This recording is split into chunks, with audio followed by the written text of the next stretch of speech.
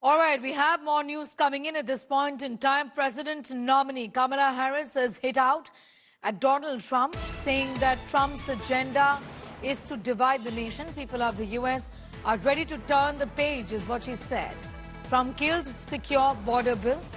It's a big interview to the U.S. press that Kamala Harris has given, speaking about the border bill. I'm going to go straight across to Rohit Sharma, joining us from this point in time from Washington, D.C. Thank you for your time. What exactly has been said by the president nominee as far as the border bill is concerned? Just do take us through the details and put this into perspective. Well, this was Kamala Harris's first interview, after she decided to run. Exactly almost 2 months ago is when Joe Biden decided to give up his nomination. And, so a lot of media around why she hasn't really, she did not sit down with, the press and hasn't done any interviews. And today, she did, but she also came with a tag team partner. She came with Tim Walz, who was there in the interview. Now, in terms of the interview, I think it was broadly clear. I think she did not want to do any damage coming into the interview, and she sort of escaped that. But then she did mention some of the things, that I think she flip-flopped on some of the issues. She couldn't defend the record of Biden administration as much as she would like to. And then talking specifically about immigration, she sort of turned the tables when she was asked by Dana Bash about the immigration record number of illegal crossings from the southern border. She sort of pivoted and said, they were trying to get a bill passed.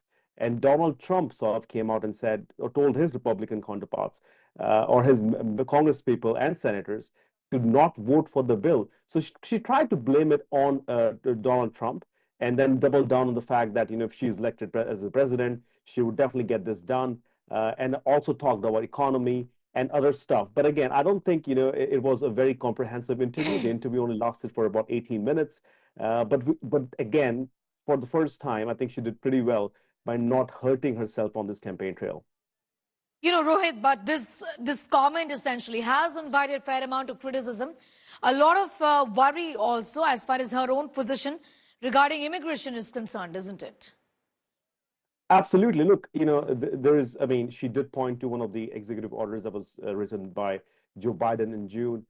Immigration is one of the hot topics in this election cycle. A lot of voters, especially independent voters that she's courting, are going to decide who they would vote based on what policies they have around immigration. And I think she had to talk about it. I mean, look, she has flip-flopped, as I said, on some of the issues. There were talks about how she's for the wall now and she wants to build a wall that she had criticized back in the day.